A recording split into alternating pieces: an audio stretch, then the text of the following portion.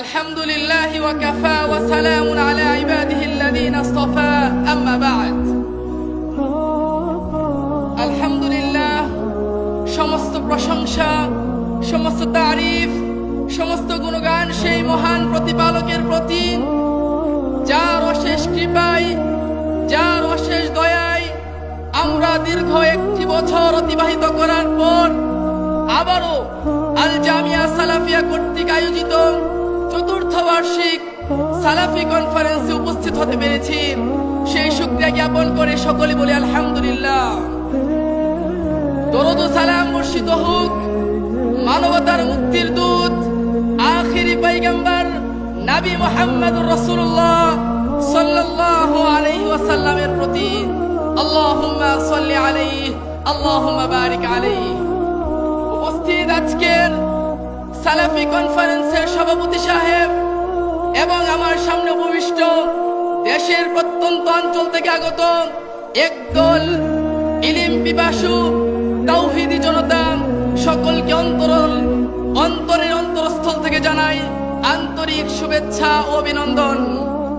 প্রিয় উপস্থিতি, আজকে আমার সংক্ষিপ্ত বক্তব্যের বিষয় হচ্ছে অধিক ফজিলত সম্পন্ন কিছু আমল।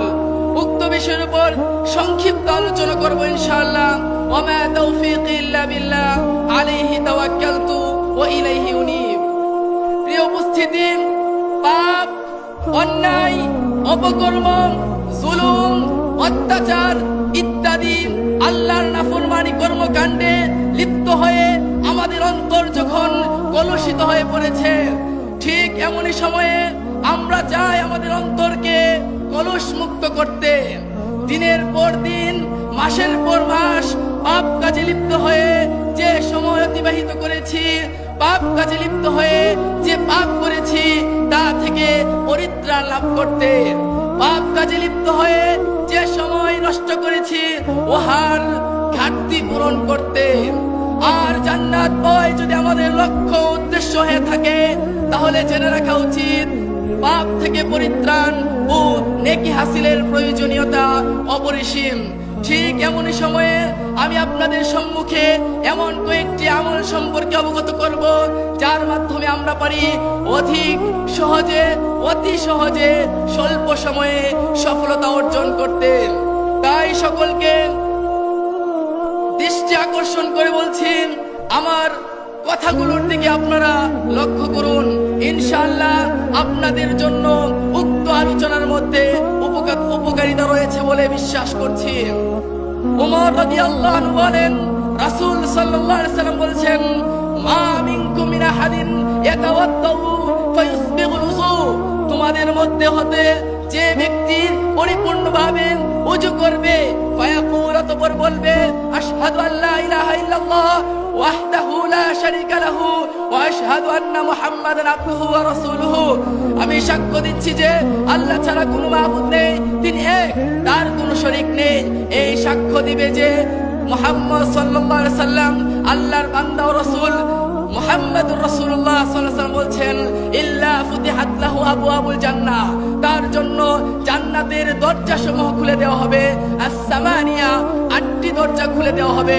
ইয়াদখুলু মিন আইয়িহা শা, সে যেটি দিয়ে ইচ্ছে সেটি দিয়ে প্রবেশ করতে পারবে। সুবহানাল্লাহ। মুসলিম হাদিস নাম্বার 234। আমি বিশ্বাস করি আপনারা যারা এখানে উপস্থিত হয়েছেন সকলে উক্ত বাক্যটি, উক্ত কালেমাটি পারেন। তাই আসুন আমরা উক্ত কালেমাটিকে মূল্যায়ন করি। প্রিয় উপস্থিতি, বলছিলাম অধিক ফজিলত সম্পন্ন কিছু আমল। তন্মধ্যে আবু হুরায়রা রাদিয়াল্লাহু আনহু বলেন, রাসূল সাল্লাল্লাহু আলাইহি ওয়াসাল্লাম বলেছেন, মান সাব্বাহাল্লাহ দুবুরা কুল্লি সালাতিন সালাসা ওয়া সালাসিন। যে ব্যক্তি ফরজ সালাতের পর 33 বার সুবহানাল্লাহ ওয়া হামিদাল্লাহ সালাসা ওয়া সালাসিন, 33 বার আলহামদুলিল্লাহ ওয়া কাব্বারাল্লাহ সালাসা ওয়া সালাসিন, 39 বার আল্লাহু আকবার পাঠ করবে। ফাতিলকা তিসআউ ওয়া তিসআউনা, এই হলো 99 বার। ওয়াকালা তামামুল মিয়া, 100 বার পূর্ণ করতে বলবে। লা ইলাহা ইল্লাল্লাহু ওয়াহদাহু লা শারীকা লাহু লাহুল মুলকু ওয়া লাহুল হামদু ওয়া হুয়া আলা কুল্লি শাইইন কাদির। অন্য বর্ণনায় এসেছে আন্না তাকবীরা 34, 34 বার আল্লাহু আকবার বলে 100 বার পূর্ণ করবে। আল্লাহর নবী মুহাম্মদুর রাসূলুল্লাহ সাল্লাল্লাহু আলাইহি সাল্লাম আমাদেরকে অবগত করেছেন, তিনি বলেন গুফিরাত লাহু খাতায়াহু ওয়া ইন কানাত মিসলা যাবিদিল বাহর, তার পাপসমূহকে ক্ষমা করে দেওয়া হবে। ওয়া ইন কানাত মিসলা যাবিদিল বাহর, যদিও তা সমুদ্রের ফেনার সমতুল্য হয়। সুবহানাল্লাহ।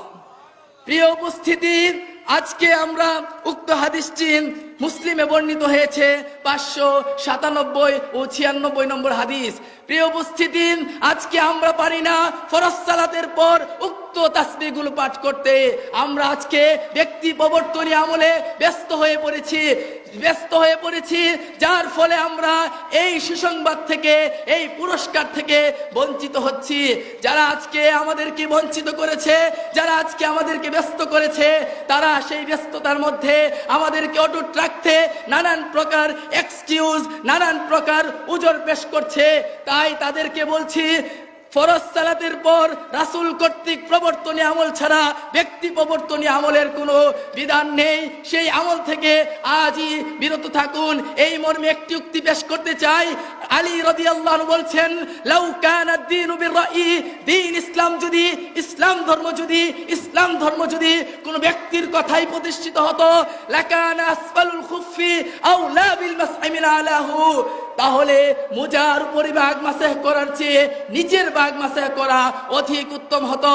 ওয়াকাদ রাআইতু রাসূলুল্লাহি সাল্লাল্লাহু আলাইহি সাল্লাম ইয়ামসাহু আলা যাহিরি খুফাইহি, অথচ আমি আল্লাহর নবীকে মুজার উপরে বাগ মাসহ করতে দেখেছি। আমি মনে করি তাদের জন্য উক্ত উপমাটি যথেষ্ট হবে। প্রিয় উপস্থিতি, বলছিলাম অধিক ফজিলত সম্পন্ন কিছু আমল। তন্মধ্যে জাবের রাদিয়াল্লাহু আনহু বলেন, রাসূল সাল্লাল্লাহু আলাইহি সাল্লাম বলেছেন, মান ক্বালা হিনা ইয়াসমাউন নিদা, যে ব্যক্তি আযান শোনার পর বলবে আল্লাহুম্মা রাব্ব হাযিহি দাওয়াতিত তাম্মা ওয়াস সালাতিল কায়িমা আতি মুহাম্মাদানিল ওয়াসিলাতা ওয়াল ফাযিলা ওয়া বা'আসহু মাকামান মাহমুদানিল্লাযী ওয়া'আদতা। আমরা সকলেই পারি, যারা পারি না তারা শিখে নেব উক্ত বাক্যগুলো। আল্লাহর নবী মুহাম্মদুর রাসূলুল্লাহ সাল্লাল্লাহু আলাইহি সাল্লাম বলেছেন, হাল্লাত লাহু শাফাআতি ইয়াউমাল কিয়ামা, রাহুল বুখারী। প্রিয় উপস্থিতি, নবী সাল্লাল্লাহু আলাইহি ওয়াসাল্লাম বলছেন, ওই ব্যক্তির জন্য যে ব্যক্তি আযানের বাক্য শোনার পর উক্ত দোয়াগুলো পাঠ করবে, ওই ব্যক্তির জন্য কিয়ামতের দিন আমার সুপারিশ ওয়াজিব হয়ে যাবে। সুবহানাল্লাহ। প্রিয় উপস্থিতি, আর নয় পীরের কাছে, আর নয় মাজারের কাছে, আর নয় গাউস কুতুবের কাছে, আসুন আজ থেকে আযানের পর উক্ত বাক্যগুলো পাঠ করে রাসূল সাল্লাল্লাহু আলাইহি সাল্লামের গ্রহণযোগ্য সুপারিশ গ্রহণ করি। আল্লাহ রাব্বুল আলামিন আমাদেরকে সেই তৌফিক দান করুন, আল্লাহুম্মা আমিন। বলছিলাম অধিক ফজিলত সম্পন্ন আমল, তন্মধ্যে আরেকটি আমল বলে আমার বক্তব্য শেষ করব। প্রিয় উপস্থিতি, ওমর রাদিয়াল্লাহু আনহু বলেন, রাসূল সাল্লাল্লাহু আলাইহি ওয়াসাল্লাম বলেছেন, মান দাখালা সুক, যে ব্যক্তি বাজারে প্রবেশ করবে, ফাকালা, অতঃপর বলবে লা ইলাহা ইল্লাল্লাহ ওয়াহদাহু লা শারীকা লাহু, আল্লাহ ছাড়া কোনো মাবুদ নেই, তিনি এক, তার কোনো শরীক নেই, লাহুল মুলক ওয়া লাহুল হামদু, রাজত্ব তারই, ওয়া লাহুল হামদু, প্রশংসা তারই জন্য, ইহয়ি ওয়া ইউমিতু, তিনি জীবিত করেন, তিনি মৃত্যু দান করেন, ওয়া হুয়া হাইয়ুন, তিনি চিরঞ্জীব, লা ইয়ামুতু, তিনি মৃত্যুবরণ করবেন না, বিয়াদিহিল খায়র, তার হাতে রয়েছে কল্যাণ, ওয়া হুয়া আলা কুল্লি শাইইন কাদির, তিনি সর্ববিষয়ে সর্বশক্তিমান। এই দোয়াটি আপনারা মুখস্থ করে নেবেন। আপনারা দোয়াটি পাবেন আইনে রাসূল দোয়া অধ্যায় বইয়ে, এবং আপনারা এই দোয়াটি ইমাম সাহেবদের সহযোগিতায়, মুয়াজ্জিনদের সহযোগিতায় শিখে নেবেন। রাসূল সাল্লাল্লাহু আলাইহি সাল্লাম পরবর্তী বাক্যে বলছেন, যে ব্যক্তি বাজারে প্রবেশ করে উক্ত দোয়া পাঠ করবে, আল্লাহর নবী মুহাম্মদুর রাসূলুল্লাহ সাল্লাল্লাহু আলাইহি সাল্লাম আমাদেরকে সুসংবাদ দিতে গিয়ে বলছেন, কাতাবাল্লাহু লাহু আলফা আলফি হাসানাতিন, ওই ব্যক্তির নেকির খাতায় 10 লক্ষ নেকি বরাদ্দ করা হবে। ওয়া মাহা আনহু আলফা আলফি সাইয়্যাতিন, তার 10 লক্ষ পাপ মিটিয়ে দেওয়া হবে। ওয়ারাফা লাহু আলফ আলফি দারাজাতিন, তার মর্যাদা 10 লক্ষ গুণ উন্নীত করা হবে। সুবহানাল্লাহ। হাদিসটি তিরমিজিতে বর্ণিত হয়েছেন, 3228 নম্বর হাদিস। প্রিয় উপস্থিতি, বলছিলাম অধিক ফজিলত সম্পন্ন আমল, উক্ত আমলটি এখন যে আমলটি বললাম, প্রিয় উপস্থিতি আপনারা জানেন আহাব্বুল বিলাদি ইলাল্লাহি মাসাজিদুহা, আল্লাহ রাব্বুল আলামিনের নিকট পৃথিবীর মধ্যে সবচেয়ে পছন্দনীয় জায়গা হচ্ছে মসজিদ। আর আবগাদুল বিলাদি ইলাল্লাহ আসওয়াকুহা, সবচেয়ে নিকৃষ্ট অপছন্দনীয় জায়গা হচ্ছে বাজার। আর সেই বাজারে যখন রাসূল কর্তৃক প্রবর্তনীয় তার অনুসরণ করে তার রীতিনীতি অনুযায়ী যদি আমরা প্রবেশ করি, উক্ত দোয়া পাঠ করে, তাহলে আমাদের জন্য কত বড় পুরস্কার রয়েছে, সুসংবাদ রয়েছে। কিন্তু আজকে অত্যন্ত দুঃখের সাথে বলতে হয়, আমরা রাসূল প্রবর্তনী আমলকে বাদ দিয়ে আজকে ব্যক্তি প্রবর্তনী আমলে ব্যস্ত হয়ে পড়েছি, যা আমাদেরকে ধ্বংসের দিকে ধাবিত করছে, যা আমাদেরকে বিদাতি হিসেবে আমাদেরকে গ্রাহ্য করছে। তাই পরিশেষে বলবো, আসুন অধিক ফজিলত সম্পন্ন আমলগুলো সঠিকভাবে শ্রবণ করে আজ থেকেই প্রত্যেকটি আমল সঠিকভাবে বাস্তবায়ন করে আল্লাহ রাব্বুল আলামিনের নির্ধারিত তার প্রস্তুতকৃত পরকালীন শান্তির আবাস জান্নাত লাভ করি। আল্লাহ তাআলা আমাদেরকে কবুল করুক। আল্লাহুম্মা আমিন। আসসালামু আলাইকুম ওয়া রাহমাতুল্লাহি ওয়া বারাকাতুহু। একটি জান্নাত আমার কাম্য,